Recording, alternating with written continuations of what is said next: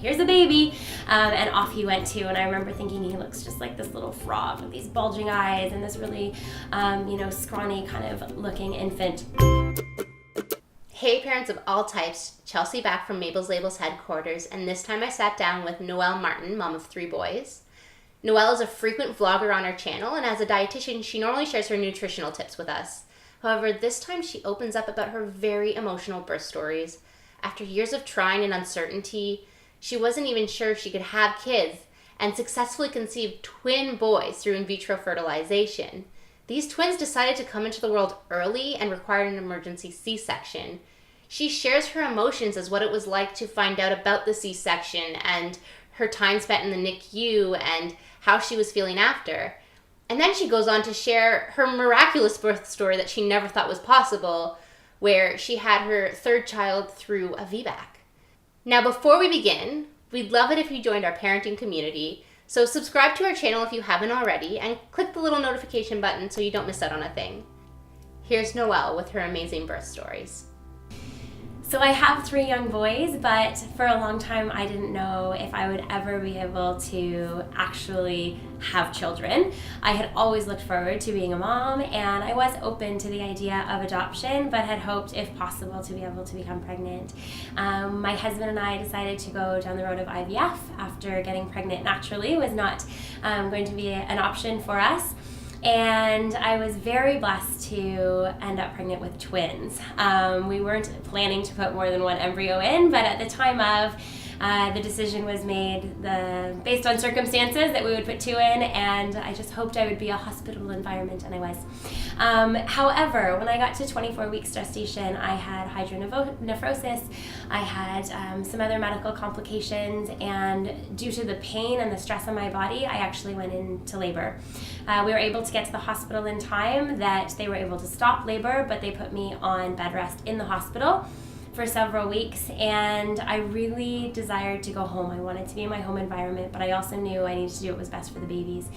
So I was in the hospital for a while and eventually had the opportunity to go home. And I woke up in the middle of the night 2 days after going home, and by this time I was 29 weeks and 5 days. And I went to the washroom and I thought, I don't feel well. I feel like something's wrong. And so I woke my husband up, and of course you start Googling and researching, and is this labor again? I'm not sure. It felt different than before. And we were told when they discharged me from the hospital, come back anytime if you have questions. And so we decided to go into the hospital.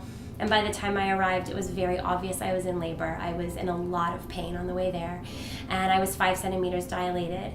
And what had happened is that Clay, one of my twins, who was baby B, they said he had a penthouse apartment, lots of space.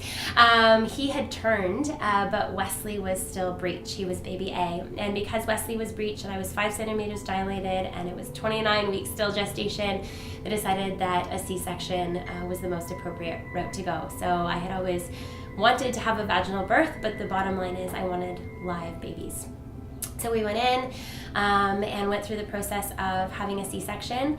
When they broke the membranes for Clay, Wes had actually broken his water, but when they broke the membranes for Clay, he came out right away, and true to Clay's personality, there he was. So baby B actually became baby A, and baby A became baby B, which did cause some confusion in the charts for a while because we couldn't name the babies for 2 days. We weren't ready to name the babies, so that was an interesting process. So baby A, who was baby B, came out, and I didn't have the opportunity to see him. He was whisked off to the NICU. He was intubated right away, and at that point we were just hoping he would live.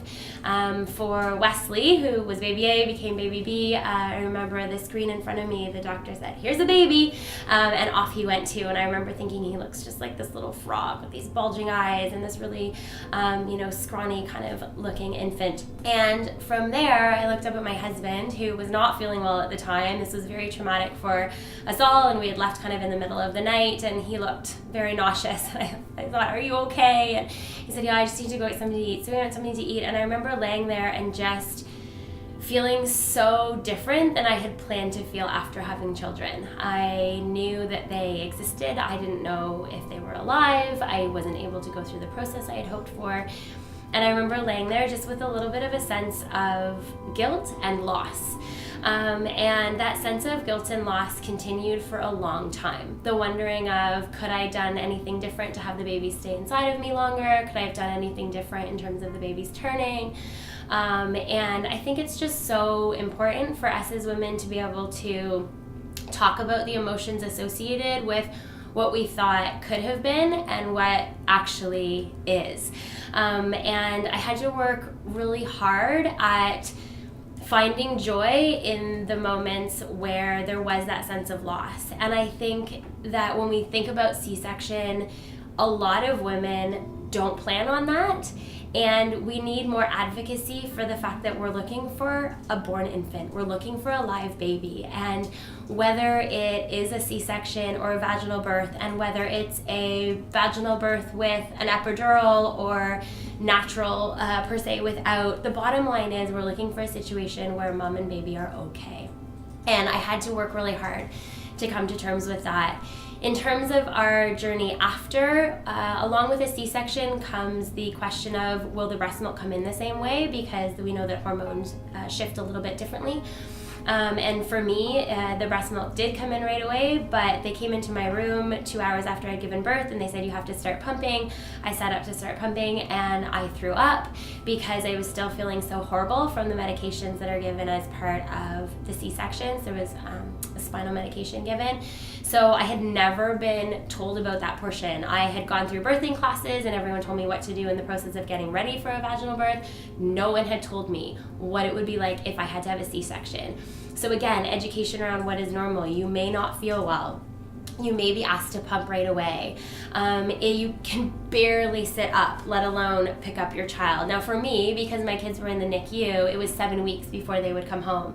But there are many C-sections where the baby is 8, 9, 10, 11 pounds. Mom isn't supposed to lift anything over 10 pounds. She can't even lift her baby, let alone the car seat. It becomes very, very difficult after a C-section to function. It's hard to stand up again. It's hard to know how you're going to do the things that you need to do for yourself and for your infant.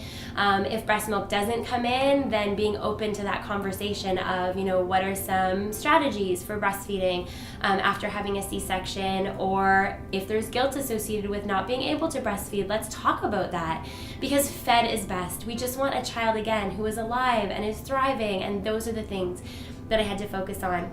Having children in the NICU, I had to gain a new perspective of what it would look like for me as a new mom.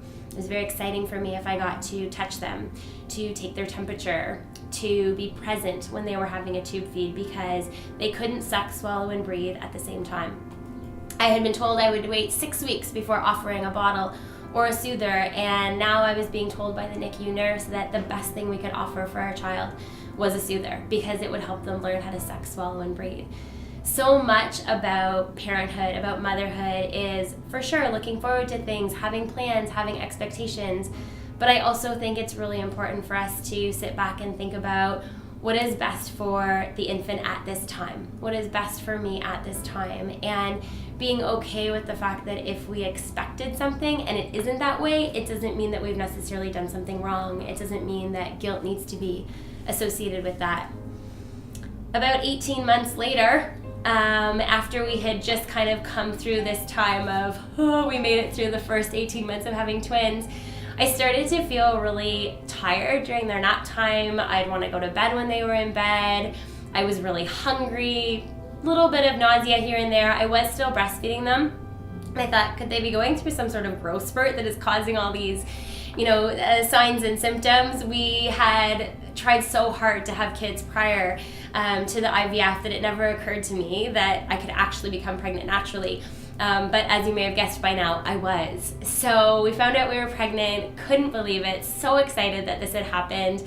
And I decided that I wanted to explore if there were other options for me as part of prenatal care and a birth plan. So although I was deemed high risk and needed to have an OB as part of my birth plan again, I did go forward with getting a midwife. And it was such a wonderful journey having a midwife for this pregnancy, and I hummed and hawed all the way through. Would I just opt for a scheduled C-section, or would I try for a VBAC? I did a lot of reading in books. I did a lot of reading online. The books were more encouraging than Google. But I did decide that I wanted to go ahead with a VBAC, and I would prefer to have an unmedicated birth if possible. Not to say that there's anything wrong with choosing something different than that, but that was something that I wanted. So up until about 32 weeks gestation, I did have an OB on my care team, and at that point the OB said, you know what, you're good to go. You're through this kind of scary time of preterm birth. We think that you're probably going to make it term, and we'll just charge you just to the midwife. So I did get to the place of 38 weeks gestation, and I thought that I was maybe experiencing something going on, and I thought maybe I had a UTI actually. And so I called my midwife to say, I think I have a UTI, we need to take care of this. And she said, oh, meet me at the hospital, we'll do a non-stress test, we'll make sure everything's okay. And it turned out I was actually having contractions. It wasn't a UTI, and I was in labor. And that was on a Friday evening, and I was 4 centimeters dilated. And fast forward to this Sunday evening when I actually started to have active labor. And it started around 9:30 p.m. and I had been to the hospital a few times over the course of those 2 days in between. And every time I went to the hospital, the labor kind of slowed. And so the midwife said, you know what, I'm going to come over. So she came over to my house. I was able to labor at home, and I was laboring on my hands and knees. And this meant that if I was going to stay this way when I got to the hospital, that I couldn't have continuous monitoring, which is what I had decided. If I'm going to have a VBAC, I'm going to have continuous monitoring. I was nervous about a uterine rupture, and I got to the hospital and I thought, this baby is coming. And it turns out when I got there, I was 10 centimeters dilated, and I was basically ready to go forward with pushing. My water had not broken at this point, so different from the past time when my water had broken. And I remembered this book that I had read, and it was basically around the premise of birth without fear. And it talked about the fact that when we go into fight or flight and when we have fear about something, the blood pulls from the central areas of our body. And I know as a dietitian, we don't digest the same when we're in this fight or flight syndrome. And that there's not as much kind of blood and focus and everything available for the muscle contractions to take place in the uterus, right? And I thought, you know what?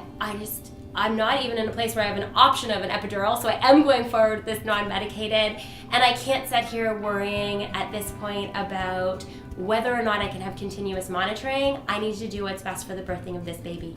So I labored on my hands and knees. They did check the baby every once in a while. Heart rate was always fine, and pushed for about 45-50 minutes, and the water broke, and then from there went ahead and had the baby. We hadn't found out what we were having ahead of time. We did with the twins, we didn't with Rhett. So I looked down and remember thinking, oh my gosh, another boy. And it was just a very, very different experience from the C-section. But at the end of the day, when I think back on both of those births, I had 3 kids. And at the time, I was so sad about the C-section, and just the way it went down was different from my expectation. But the VBAC was different from my expectation too. And it was just this realization again of no matter what we expect, it might go different in parenthood. And at the end of the day, we have to do what's best at the time for the baby and for us. We're our children's best advocate, and sometimes they're only advocate sometimes. And so with Rhett, it was different. Baby A, I didn't see. Baby B, it was a quick. With Rhett, he came out cord attached, breastfed right away, had those moments of skin to skin. It was beautiful. It was actually quite healing for me, to be honest, to be able to have those moments. But even if I never had, I think I can always walk away knowing that some of that guilt and that shame and that wonder that I had in the moments of the C-section, it didn't really have to be there. But I also know that it's important for us to meet our emotions and our thoughts head on. We don't need to bury them. It's good to talk about them. It's good for moms to realize the signs and the symptoms of postpartum depression and postpartum anxiety, to reach out for help, to realize what will work for them to make things better. And I think that's kind of one of the biggest lessons in motherhood that continues through. Thank you so much, Noelle, for sharing your story and for all your kind and encouraging words that I'm sure resonate with so many moms out there, myself included. And thank you to all the moms who've taken time out of your really busy days to share in this moment with us. We'd love to know how your birth stories went. So share your experiences in the comments and let's get the conversation going. As Noelle says, it's so important that we meet our emotions head on. So let's join in the supportive community together.